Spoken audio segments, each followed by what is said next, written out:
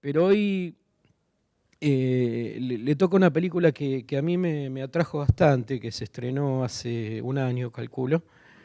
Se estrenó comercialmente, no anduvo mal, pese a que tuvo poca salida comercial. Es una película alemana de un tal Christian Petzold, que es uno de los directores emergidos en los años, desde los años 90 en adelante, desde la Escuela Cinematográfica de Berlín.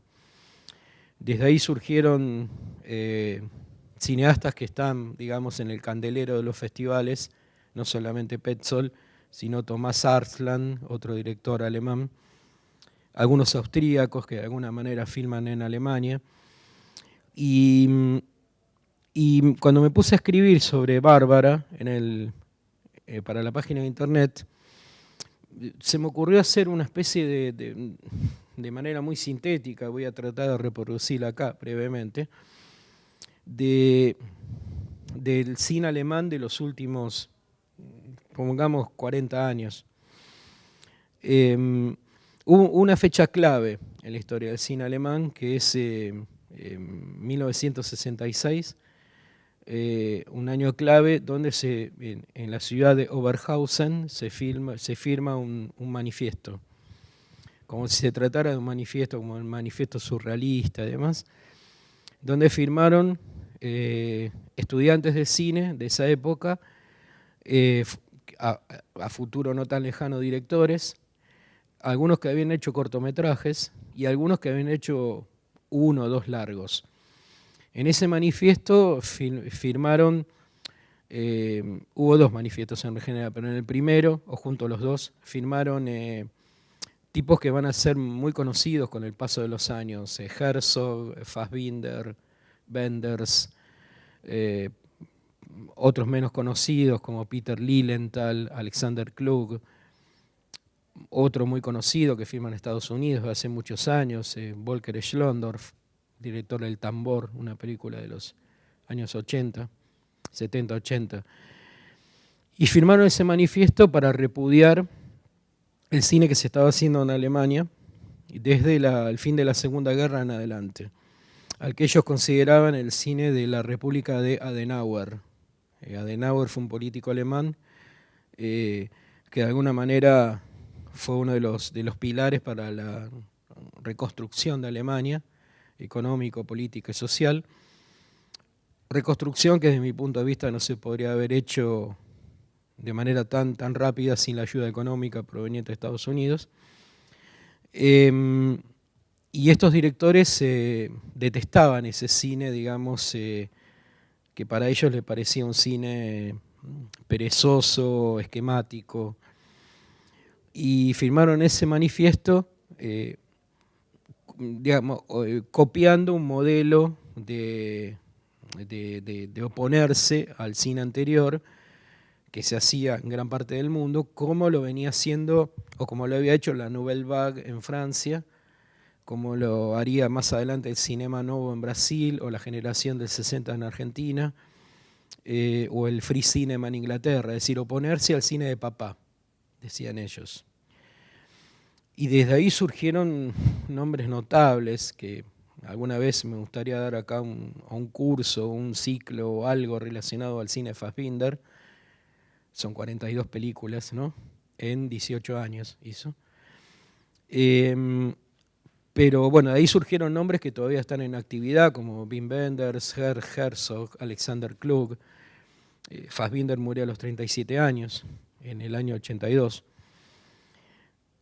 De alguna manera esa es una fecha de clausura para el manifiesto de Oberhausen, ¿no? La prematura muerte de Fassbinder. A partir de ese momento, mediados de los 80, hasta 10 años después, donde está incluida la caída del muro de Berlín, en esa época, en ese decenio, el cine alemán, en cuanto a calidad artística, no pasa por el mejor momento, con películas rutinarias, con las excepciones del caso, ¿no? Las películas de Wenders o El Tambor de Schlondorf, o alguna película aislada por ahí. Pero era un cine que en general había perdido presencia en los festivales, no era un cine muy bien visto por los agentes de festivales, programadores de festivales, hasta que surge, digamos, esta generación, o este grupo de directores muy heterogéneos entre sí, mancomunados por la Escuela de Berlín.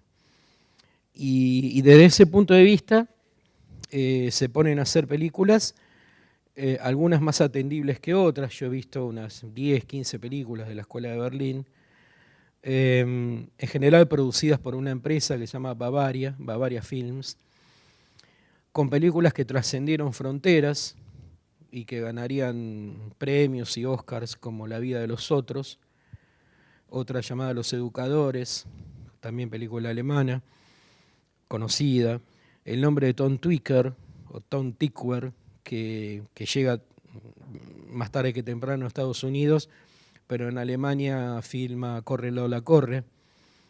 Y en un perfil más bajo, tal vez no tan exportable, el cine que hacen, aparecen nombres como lo de Thomas Arslan o este director Christian Petzold. De Petzold vi un par de películas, creo que tiene, no filma tanto, Petzold tiene 5 o 6 películas, esta por ahora es la última, Bárbara. Las 2 películas anteriores que vi refieren a la Alemania contemporánea, no como esta que van a ver ahora, que refiere a la Alemania de los años 80, a una de las Alemanias, todavía, a la Alemania oriental. Y es una generación tan heterogénea que no ancla únicamente el interés temático en películas del presente, sino que de vez en cuando mira al pasado y también mira al futuro. Y cuando mira al pasado no lo mira con una sensación de optimismo llevado al extremo. Tampoco, digamos, hace loas y pleitesía, digamos, a la Alemania oriental. Pero es son planteos interesantes que tienen que ver con el fin de una época, que obviamente esa época culmina con la caída del muro. Recuerden que el muro estuvo construido desde 1961 hasta el año 89, que fueron años y años de familias separadas y de barreras infranqueables, de vigilancia permanente, de temores, de paranoias. Desde el plano futbolístico, y perdón por esta licencia, recuerdo un partido entre las dos Alemanias en un mundial de fútbol, ¿no? Si no me equivoco fue en el 74, creo, cuando salió campeón Alemania Occidental. Jugaron Alemania Oriental y Alemania Occidental, y ganó Alemania Oriental 1-0. Y tengo lo volví a ver por internet, tengo una imagen que vi ese partido cuando era chiquito, pero no digo de campo de concentración, ¿no? Pero era como que todo estaba vigilado en ese partido, ¿no? Como que si alguien tiraba un papelito al piso, podía ser capturado por la policía, ¿no? Por la Stasi, la policía de la Alemania Oriental.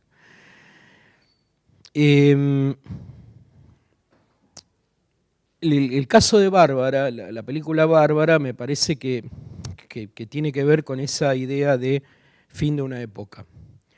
Porque Bárbara es un personaje muy interesante la construcción del personaje, la van a ver, protagonizada por una notable actriz, que es la actriz fetiche del director Petzold. Es una mujer que trabaja en un hospital sanatorio, que paralelamente tiene una vida paralela, digamos, con alguien que está fuera de la ideología de la Alemania Oriental, que paralelamente también el personaje de Bárbara ingresa, digamos, en una relación muy particular con el jefe de médicos donde trabaja. Y paralelamente a todo eso hay como un sistema que corroe, que oprime, que vigila, que cercena, que custodia, digamos, cada uno de los movimientos de los ciudadanos o de los civiles. Todo esto está mostrado de la manera más austera posible. Acá no van a encontrar, digamos, estallidos de violencia, ni súplicas ante una detención. Van a encontrar, digamos, un grupo de personajes, se trate de personajes conformes con la ideología en la que están conviviendo, o disconformes con esa ideología, pero al fin y al cabo están todos mancomunados por otra cosa, son personajes viviendo situaciones límites, llevados a una circunstancia límite, y personajes que tienen que hacer proezas, se trate de fanáticos o no fanáticos de la Alemania Oriental, para esquivar justamente la vigilancia, para eludir justamente el control que tiene ese lugar donde transcurre prácticamente toda la historia. Por supuesto que la historia de Bárbara se describe en un micromundo. Esto no es, acá no van a ver jerarcas políticos, ni gente que llama por teléfono a la Unión Soviética a ver qué hay que hacer. No, van a encontrar, digamos, toda esa geografía custodiada, vigilada, a través de un micromundo, que es el hospital, sanatorio y 2 o 3 locaciones más, no más.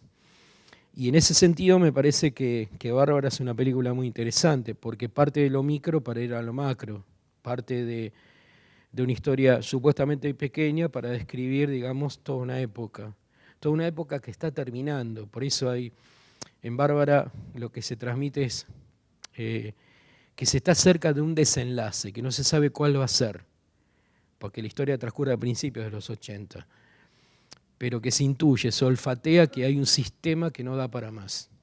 Y ese me parece que es un gran aporte de la película, sin necesidad de dividir a la historia entre buenos y malos. Son personajes metidos en circunstancias límites, haciendo proezas para ver cómo puede llegar a ser el día después sin estar custodiados. Imaginemos cómo podrían llegar a ser estos personajes que van a ver en la película una vez caído el muro. Ese es otro aporte interesante, que para mí puede llegar a proponer una película.